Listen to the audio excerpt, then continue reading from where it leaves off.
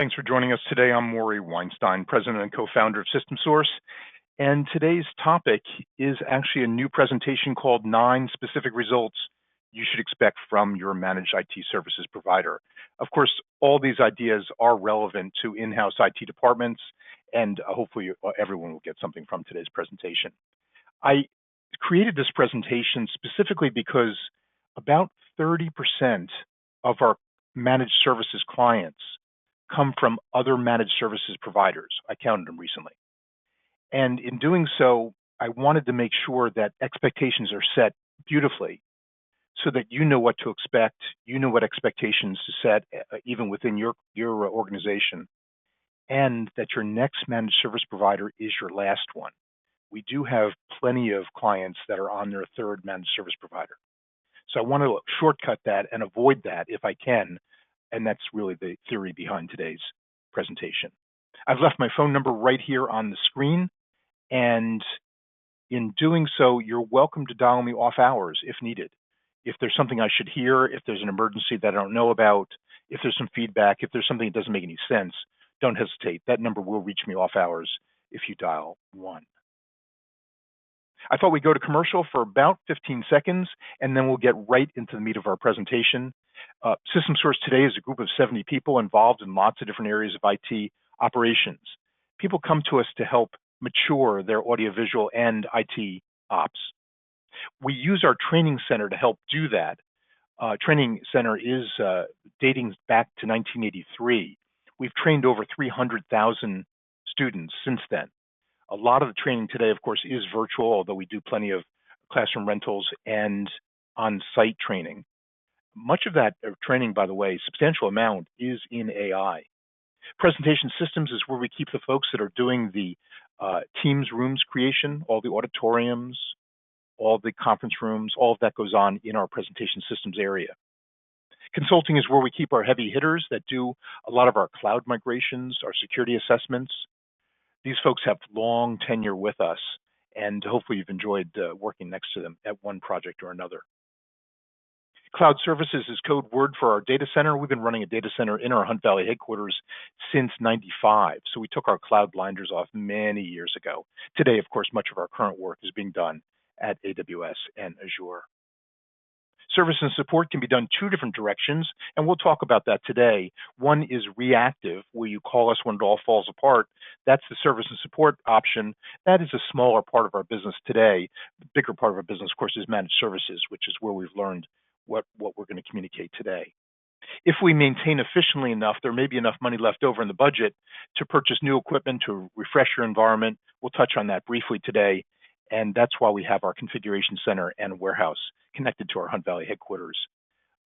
We also have a computer museum. If any of you have not visited our computer museum, it is substantial, it is large. We have over 1,000 pieces on the floor ready to show.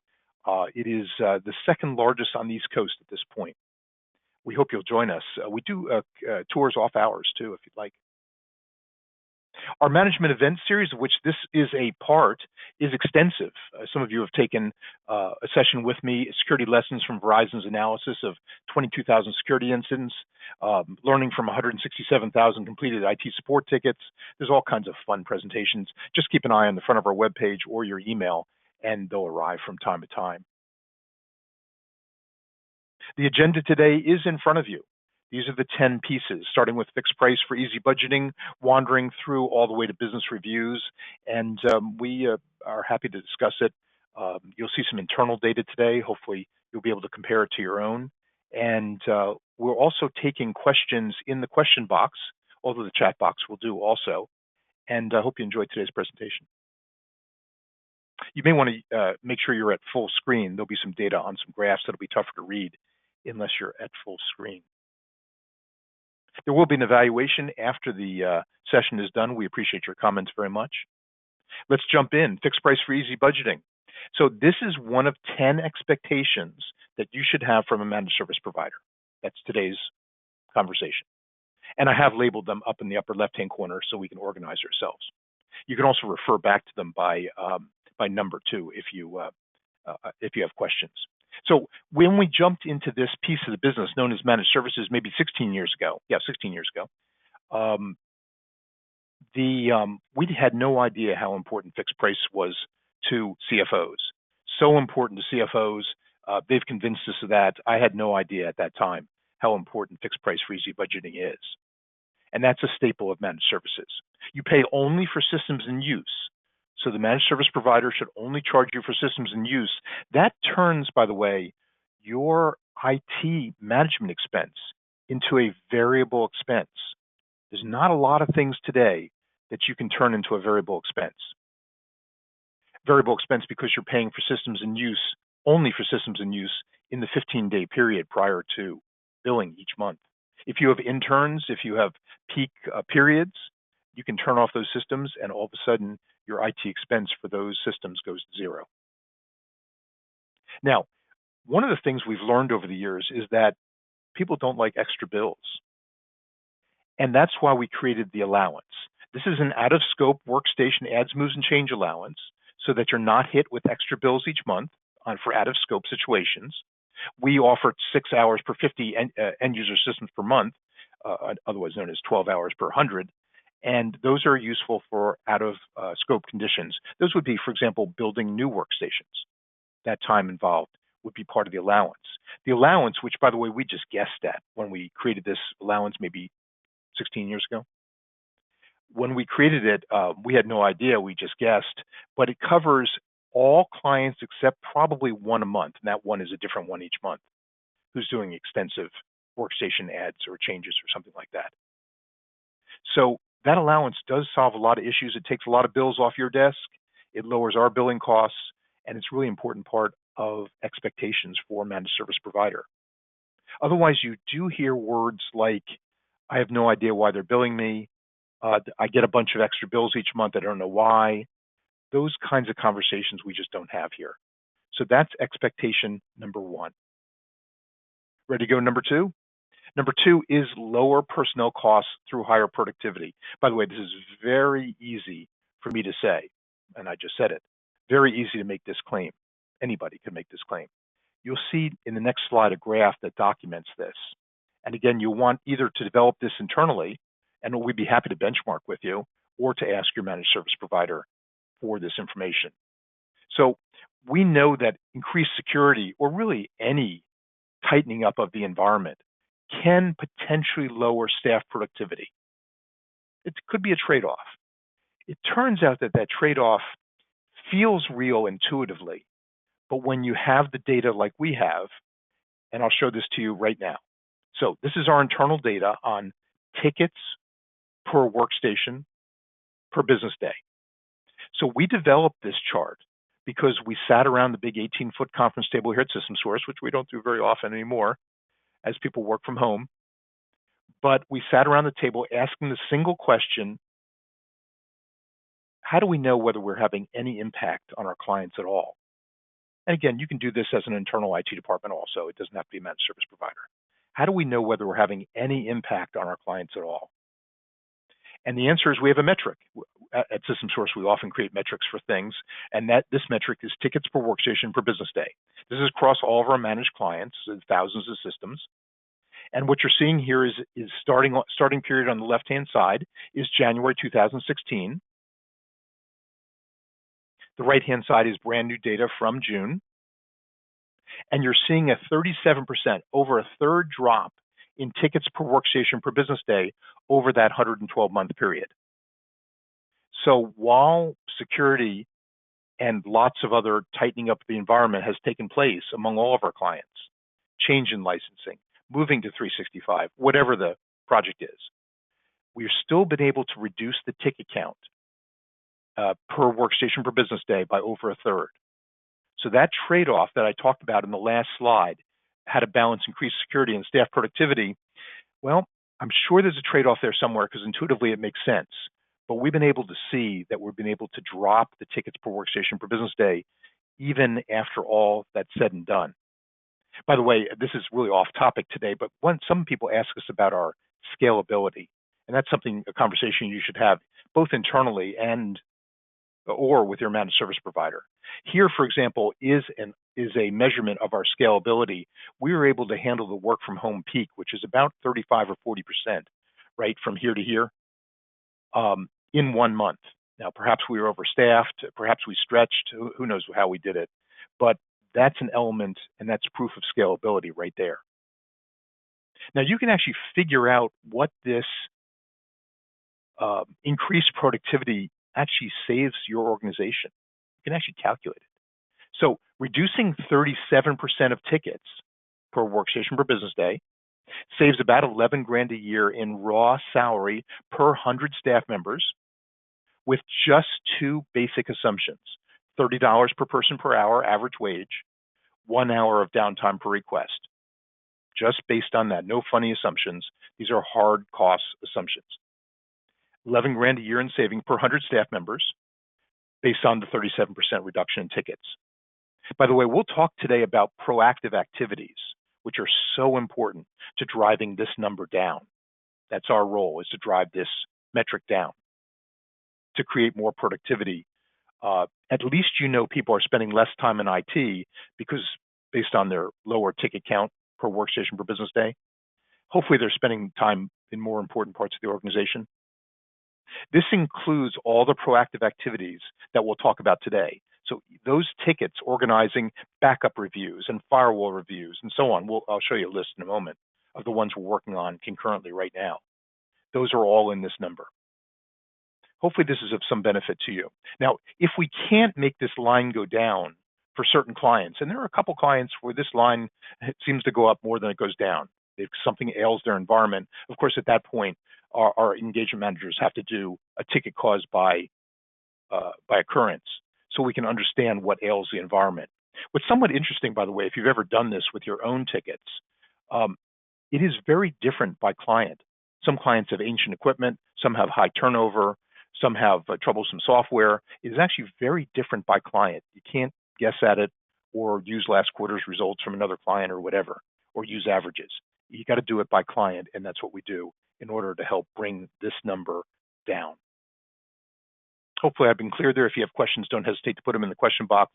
By the way, we've talked about staff productivity, measuring it, monetizing it, figuring out how to reduce the tickets per workstation per business day in order to make sure people are spending less time in IT.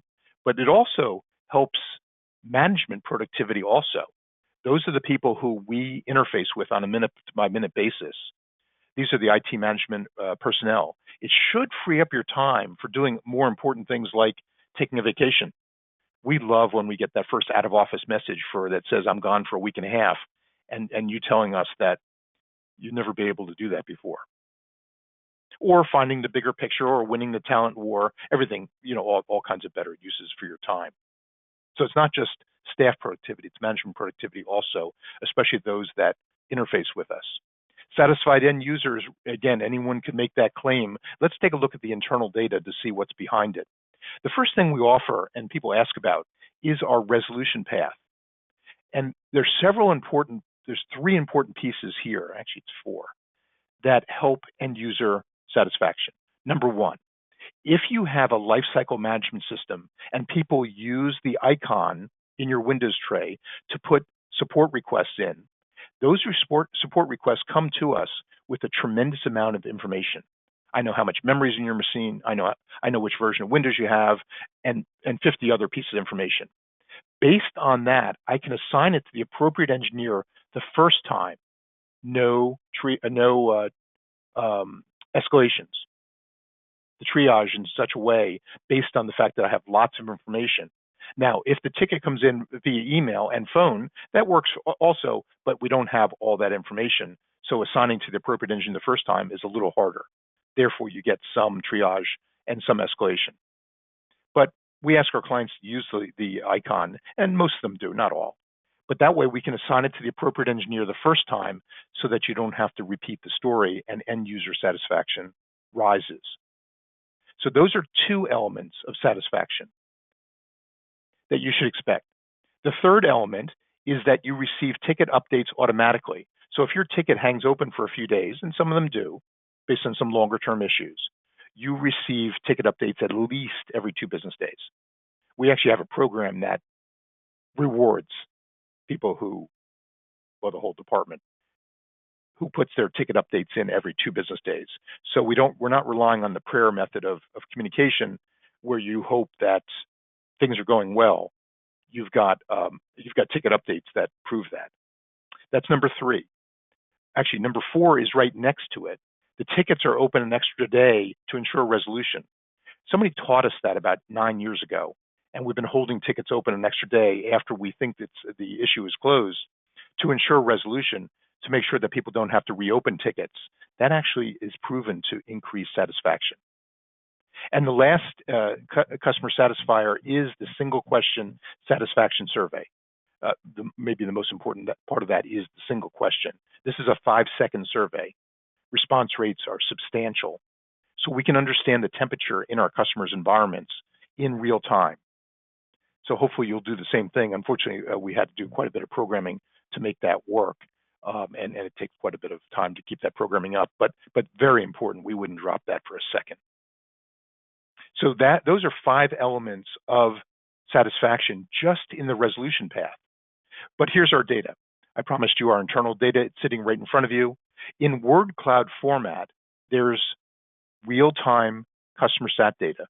We use it on the front of our web page. If you're ever not sleeping in the middle of the night and want something to do, on the front of our web page, you can actually see in real time our satisfaction results in word cloud format. This must have been taken during Christmas, this snapshot. This is the overall numbers. We're using the top box method of scoring, so we count all the 5s on a 0 to 5 scale and divide by the number of surveys responded to. We don't count 4s, 3s, 2s, 1s, or 0s, only 5s.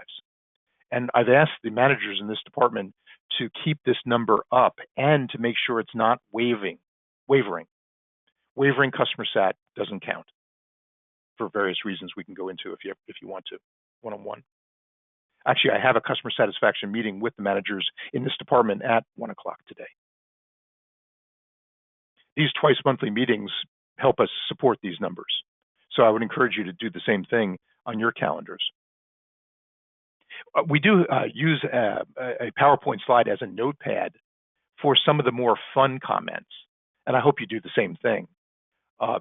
Many of our customers are very creative in responding to our customer sat survey. I only hope they're as creative in responding to their survey as they are with other needs of their own organizations. This person said, in a zombie apocalypse, he'll be my go-to guy. There's some Orioles humor here. This person says, it's like my computer lost 50 pounds in minutes. All kinds of creative thoughts. This is just 1 out of 4 slides where I keep some of the funny ones. That's number 3. Number 4 is reduce security risk. This is an expectation you should have.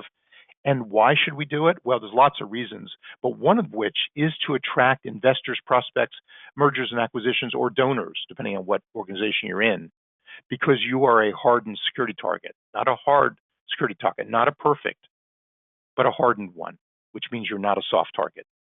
So we endeavor to make sure our managed clients are not soft targets. That is an expectation you should have. But there's no such thing as perfect security, and we understand that as our clients do too. So one of the ways to do this, and one of the results you should expect from a managed service provider or internal IT for that matter, is a discussion around security risks. What is your comfort level? So for example, if you're an investor with Fidelity or Vanguard or Schwab or whoever your favorite mutual fund company is, I use Fidelity for the fun of it. When I go to their office in Towson once every couple of years to say hello, they're very nice people, very heavily trained, very professional. And they're also working at about 50% productivity because their security is turned up at maximum levels, just like you would do if you were managing $7 trillion of other people's money. So, but these are healthy discussions because there's lots of solutions out there. I wrote down a bunch of them right here. And the question is which ones to go first? Where do you start? Where do you finish? How do you know when you've had enough? These are all good discussions as part of a security risk comfort level discussion with management. By the way, the yellow ones are all in scope for our managed services customers so that most of the security risk picture is covered in scope by our managed customers, assuming you've got business premium or better Microsoft licensing. Another way of looking at this chart is to ask the question, how could you possibly do this with 2 or 3 people internally.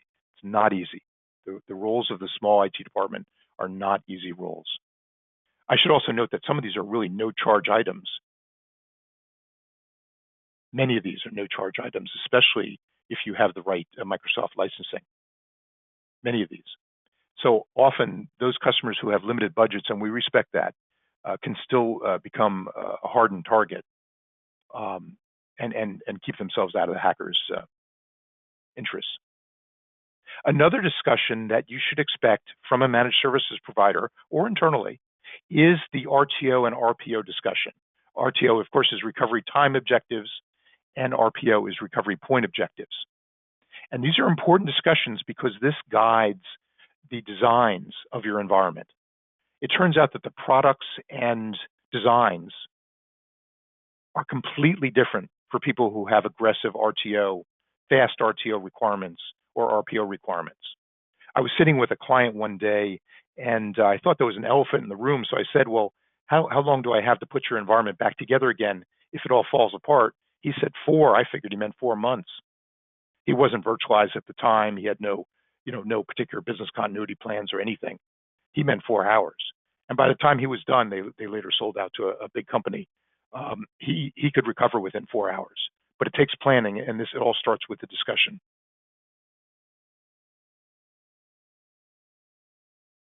Lastly, as part of security, there are proactive activities. I shouldn't say lastly, there's more coming. There are proactive activities. And I've listed some of the proactive activities that are going on right now at SystemSource. So you should expect these because it is very difficult to drop the tickets per workstation per business day metric that you saw a few slides ago. It's very difficult to do that unless you're doing proactive activities. It's very difficult to create a hardened security environment unless you're doing these, including backup audits, including firewall reviews, including running Microsoft's Orca report to check the configuration of your 365, including testing your SAN alerts, and so on. A lot here. This is just the ones that are going on internally at the moment. The rest of the year, we do other ones. So you can compare this with your own proactive activities, but without them, it is very difficult to bring that line down that you saw before. Security risk reduction. Actionable reporting, we'll take a harder look at it in a moment. About 44% of tickets now are security focused. Years ago, we used to offer security webinars, 20 years ago, maybe. No one would show up. No one cared at all. I remember those security webinars. There was no one there. Now, of course, it's everything. We're going to get into research-based recommendations as another one, but that's important. Some of our clients win awards. That's fun. But let's take a look at the actionable security reporting examples. There's plenty of them, and I suspect you do some actionable security reporting also. But I thought I'd focus on my favorite ones down the bottom, these 2 red ones, phishing campaign results and risky 365 logins. So let's start with the bottom one. The bottom one is risky 365 logins. This is a chart. This is our internal data of fraudulent 365 logins. And all of you know that if you have a fraudulent 365 login known as a BEC, that's a business email compromise, it's not a good day. There's 16 steps to take to get that hacker out because the hacker loves persistence in your email accounts. So there's plenty of work to do. We were seeing 10 a quarter as of the fourth quarter of 2021. Through a lot of effort on behalf of our customers and a lot of effort internally, that line has come down dramatically. In fact, there were 8 months here with 0 fraudulent logins. We had 1 last quarter, you can see down here on the right-hand side. So you may want to compare this to your own data, but significant progress, but we're not taking full credit for it because our clients are doing a better job with their licensing and phishing in particular. While we're talking about phishing, you can compare this with your own phish-prone percentage. This is we use KnowBe4 system and we do sell it and consult on it. Many of our clients have come to us with a pre-existing KnowBe4 installation and have asked us to reset it up to best practices. I hadn't planned on that as part of our offerings, but we've done that many times. I think there's a fixed price of $2,000 or something small. It turns out that KnowBe4, and I suspect other packages are the same way, probably your accounting software and other packages are identical. If you don't set it up right, it's actually fairly worthless. Now, know before doesn't tell you that, of course, but it's actually kind of worthless if you don't have it set up right. You've got to achieve best practices, otherwise it doesn't do much. Kind of interesting. However, nearly all clients start in the 20-23% range if you haven't put in phishing campaigns, or you've turned yours off, or they're not running, or Microsoft is blocking the phishing emails or whatever. But when you turn it on and you put in the best practices, the problem of phishing goes into the noise and stays there. Can you imagine if all business problems can be solved with $3 a month and a few best practices? That's pretty terrific. There's about, in this particular sample, by the way, this is a true sample. This is not KnowBefore's data. This is one company in front of you. There's 17 weeks with 0.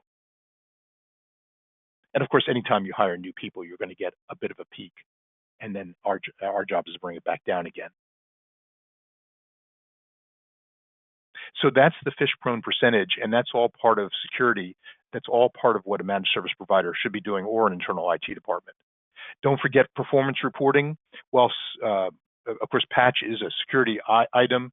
If you haven't seen your patch score, or if your managed service provider hasn't provided it recently, that's trouble. We know it's trouble because we measure the patch performance of our inbound clients, our new clients, and they rarely are above 30% on the Microsoft patch score. Rarely. We can take those patch scores up into the mid-90s and keep them there. It takes some hard work. It's very boring work, but it's very important. This is a soft target. At 30%, you play soft target, which means the hackers are going to have their field day. At 94, the hackers move on to something easier. So that is important performance reporting. Of course, all this reporting goes to our clients each quarter or anytime they ask for it. And don't forget your backup tracking. While it's not exactly a security item, but more of a security recovery item, I suppose, backup tracking is so important. The stories here are endless. I was sitting with a potential client at one of our ball games at the Orioles suite, and we were having a good time munching on hot dogs, just enjoying ourselves. And he explained something to me, and I said, well, at the very least, make sure your current managed service provider is providing you this reporting, evidence that backups are actually taking place. This reporting, by the way, is every job, every day. Not once a week, not a summary report. Every backup job, every day is an S for success, or E for error, or W for waiting, or whatever. And next time I saw him, he said, Maury, I didn't call you, but our backup provider, our managed service provider, failed.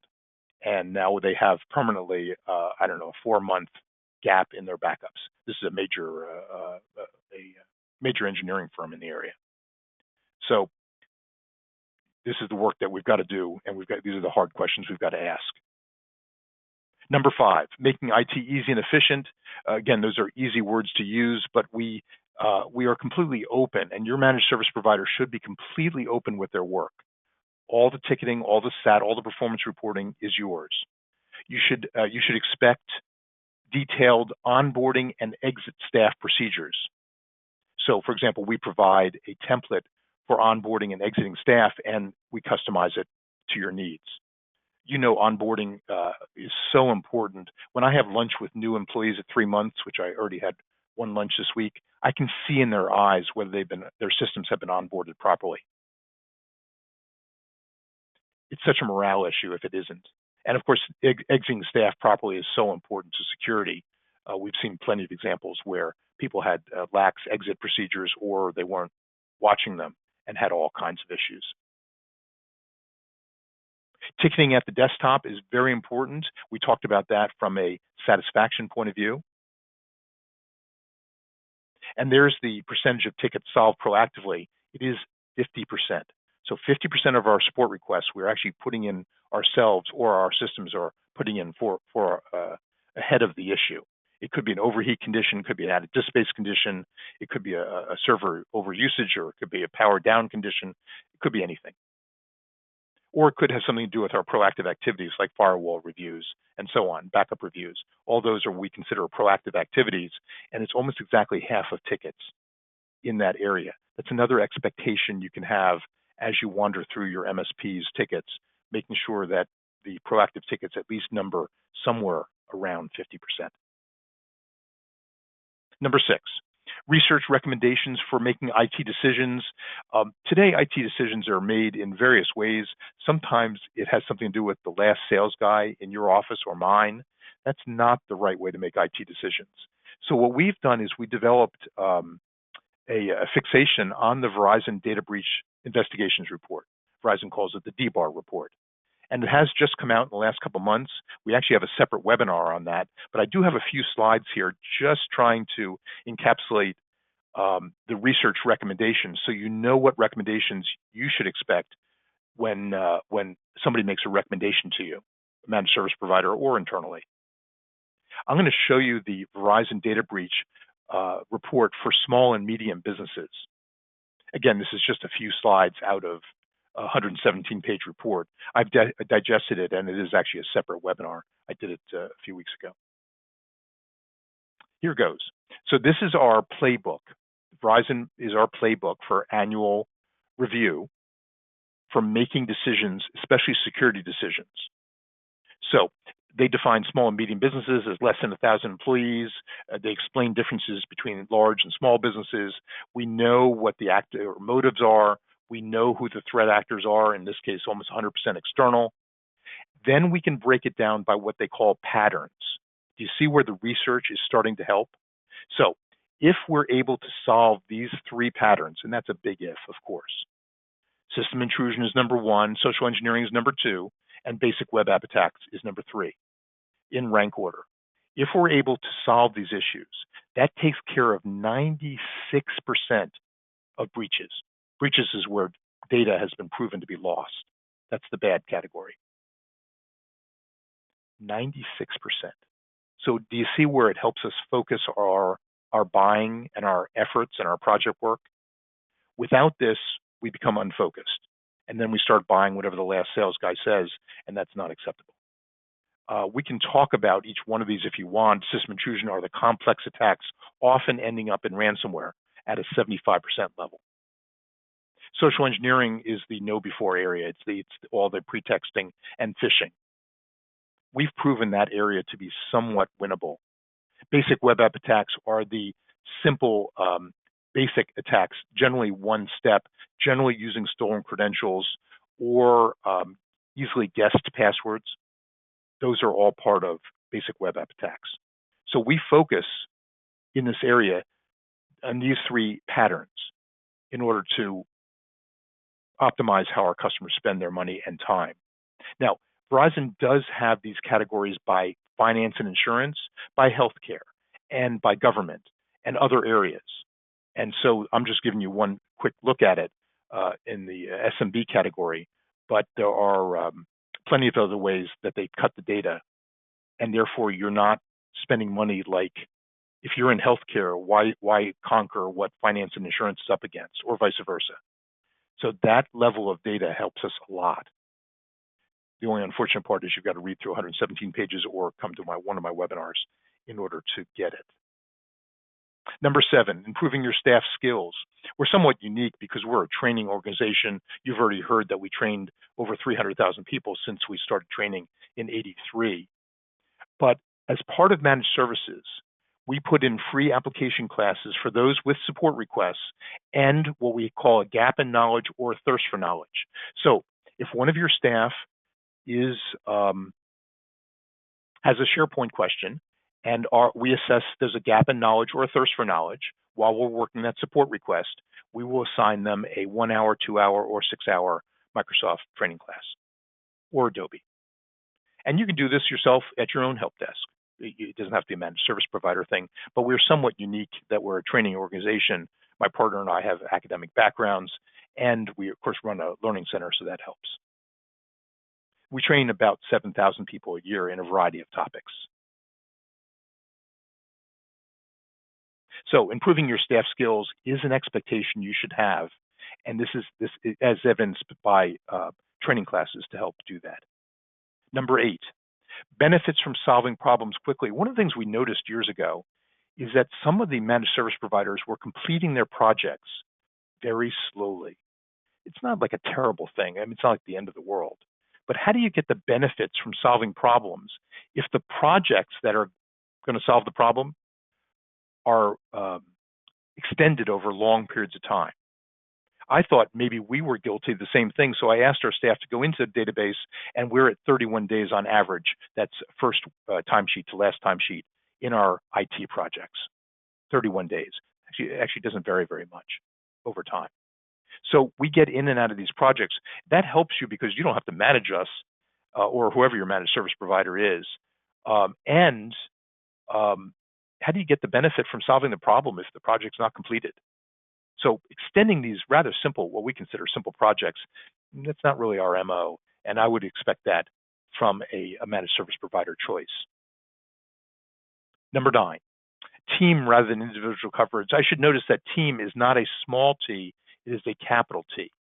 So some small departments can provide individual coverage. That means when you call into the help desk, you get the same person each time or the same one of 2 people each time.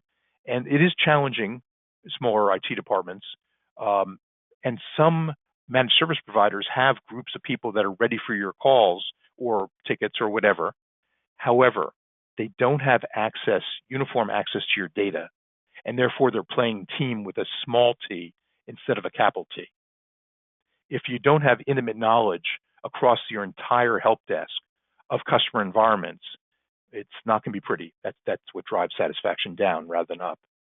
One way we do it, and you could do the same thing, is to use the Confluence Wiki. This is the Atlassian Confluence Wiki. We have a series of tables that we've created so that we're intimate with your environment. All the data has been stripped out of here just from a confidentiality point of view. This happens to be our infrastructure chart. This watches and has all the data for firewalls, switches, and so on, including important questions like what's the last backup date? Where's the backup stored? All of that is part of our high security wiki. We have other tables for applications and servers too. And then, of course, we ingest all the data that you give us, your Comcast contract, whatever else. That level of data retrieval, especially in a secure nature, is very important to team coverage rather than individual coverage. So just because the managed service provider has a group of 15 people waiting for your requests doesn't mean they're practicing team coverage. And this is an expectation you should have. Number 10, business reviews. Business reviews is not an easy area. These are our 11-hour prep sessions. We do them quarterly for our larger clients. We don't do them quarterly for the small clients. It may not be important to do it on maybe twice a year, maybe 3 times a year. This is where we help you make IT decisions. We might introduce solutions you might not have otherwise considered. We might ingest best practices. Sometimes best practices are easier to ingest from the outside rather than inside. This is where we play with next year's budgeting. We deliver your SAT feedback, although you can have it anytime you want. All your ticket analysis, you help us prioritize needs, so we're not working on low priority thoughts. And sometimes we can contribute in non-IT ways. We run a business just like you do, and there may be things we can share. I'll have a list of those in a moment. So these are 11-hour prep sessions, not on your side, on our side, but we never miss them. So this is really important that we have these. Managed service providers, especially faced with 11-hour prep, often lets them slide, and that's not really acceptable. So this is an expectation you should have. I put up our people chart only because with 11 hours of prep, you can imagine that there's a lot of people involved in doing that, including some of our long tenured folks. Here's Brenda at 34 years. I think she started with us when she was 4 years old. Some of your favorite consultants might be down here. They're coming in at 26 years of tenure on average. So during these business reviews, here's what you should expect. You should expect a dashboard showing your status against best practices. This is our Security Quick Glance dashboard. However, this is a small snippet. It is 66 lines long, so you're only looking at a little piece of it. But you can see how important 2FA is and so on. So we can track different security attributes with colors. So you can actually see yourself going from red to yellow to green over time. Many of our clients are on their 36th iteration of this, right? 9 years, four times a year, so that they can actually see progress over time. We actually have a board version or top management version where you can excerpt from this if the board wants to see maybe 5 of the most important attributes. We have a dashboard for that. We have the same dashboard for infrastructure. Now, this is an easy one. This person only has 5 servers. But what if you had 35 or 55 servers? How do you keep it in your head? And the answer is, of course, that's impossible. So the same thing is true here. We can see progress over time. We can evaluate ourselves versus best practices. We can report to others easily. By the way, on the infrastructure quick glance, we have quite a few clients that are all green. On the security, not so much. Many of them are close to being all green, a few of them, but not all. So those are important, and you can see now how we spend 11 hours preparing. And here's some ways we can contribute on a non-IT thought. Here's my favorite one, decreasing 401k expenses.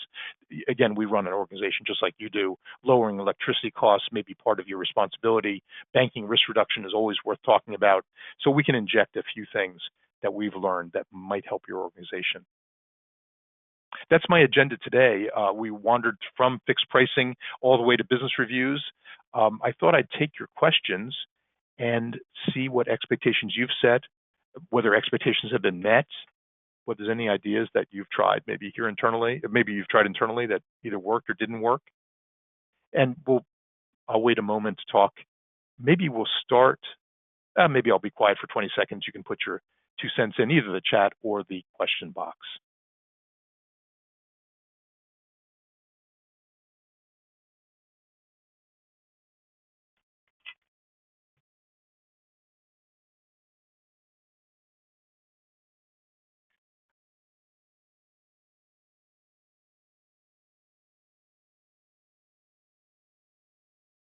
Thanks, Alan. While you do that, I'll look through the questions that you wrote down as you registered. So some of you wrote down questions. Javier, welcome today. Can improved IT increase staff productivity? I think you saw some evidence of that. I was sort of surprised when we first put this to bed. Well, of course, we first put it to bed many years ago, probably a decade ago already. I'm moving back to that slide. There it is. And if you have questions about tickets per workstation per business day, or if you want to benchmark against our own numbers, we'd be happy to do that. Just a reminder, this does include the 50% of tickets that are proactive tickets, where we put them in before they impact you. Javier, hopefully I've answered your question. Can improved IT increase staff productivity? Sure looks like the answer is yes, even with all the security and VPN and people going out of the country and geo-blocking and all the zillion things that you and I contend with on a daily basis. Matt, thanks for joining us. Why do some MSPs set a policy where WINS updates are pushed, but users cannot check for updates manually?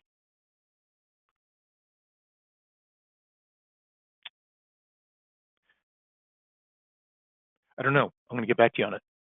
I've heard the question before. I probably even asked the question myself, but I don't recall the answers. I think the real answer to your question, Matt, is that we need to report to our managed service clients what our patch success is in the Microsoft world. And you actually saw that in the packet today. And you saw what other MSPs are doing because we measure it. There it is in front of us, because we measure it inbound, and that's where the 30% patch comes in, patch scores. But in a couple of weeks of hard work, we can take those up to the mid-90s and keep them there. So I think that's the real answer to your question. The technical question as to why it's not the patch is not available both directions, I'd have to get a hold of somebody to talk to you about that. But the real answer is high patch scores, and then you don't have to worry about users hitting the patch themselves. It's just not something they do. And of course, every time they touch that patch button, it probably takes 20 minutes for them to get productive again. So it's a real productivity loss if people are patching themselves. But if that's the only way your managed service provider can get a high patch score, more power to them. But These are our numbers right in front of you without customers having to patch themselves. Hopefully I've addressed your question in a different way, Matt. Moving over, Matt, you also asked what should our MSP be doing that they're not. Hopefully you got some pieces today, at least 10 pieces to talk about. Rodney, thanks for coming today. Improved end user skills. You saw the fact that we do include classes, Adobe, Microsoft classes, 1 hour, 2 hour, 6 hour. And again, you should request that. I don't think any of our competitors offer it, but you should request that from them because improving our customer skills is so important.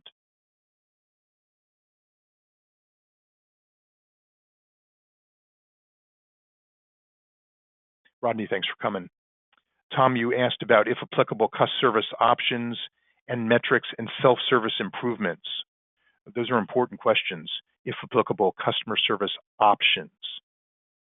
Well, we did talk about how to access tickets and the importance of using the life ring, we call it life ring, in the bottom right-hand corner of the Windows tray to access our RMM system, which is Ninja. So that's how customer service is accessed. That may be part of your question, Tom. If not, don't hesitate to put your note in the question box. You asked about metrics. Of course, you saw some of our internal metrics today, and I'd be happy to discuss them with you one-on-one anytime. These metrics are really important. We would have no shot at delivering these service levels without those metrics. Self-service improvements, I don't know which one you're referring to. Tom, you're welcome to chime in and tell me, but self-service I didn't cover today, but self-service password resets and account lockout resets are very important. They're actually very important, not from a customer sat point of view, which they are important also. If you're on the beach in another time zone and you need your password reset or your account unlocked, you don't want to wait for us. So that there's a customer satisfaction element of that. But there's also a security element to it. That security element is when you call us for a password change, how do I know it's you? Could be anybody. That's why we set up self-service passwords installations at every one of our managed clients. We did this years ago. Now today, we used to use a different product. Now today we use the Microsoft product nearly exclusively, which is, they call it SSPR. It is part of the P1 licensing or business premium or above. So if you haven't set that up, that could be in your future. I would encourage that strongly because changing passwords when you don't know exactly who's on the other end of the phone is a very scary area. Tom, hopefully I'm lending some value to your question. Casey, welcome. I hope you got something from today. Janice, welcome. Improving end user skills. You did see that today with our class. So in that case, we will actually provide you a class certificate, Janice, and you can use it for whatever you want. You don't have to give it to the person that was on the ticket, but that'll be, that's the organization's choice, not our choice.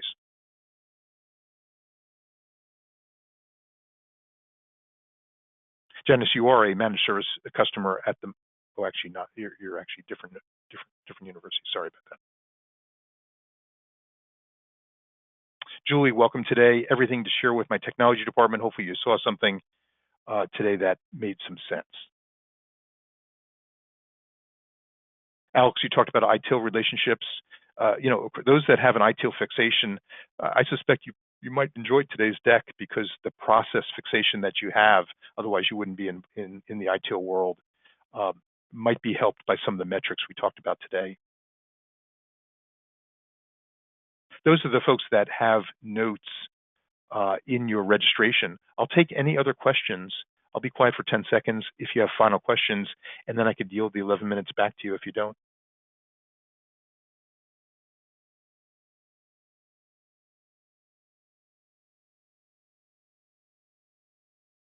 Well, then, thank you very much. I appreciate you coming today. Your comments very welcome, as this is a new presentation for us.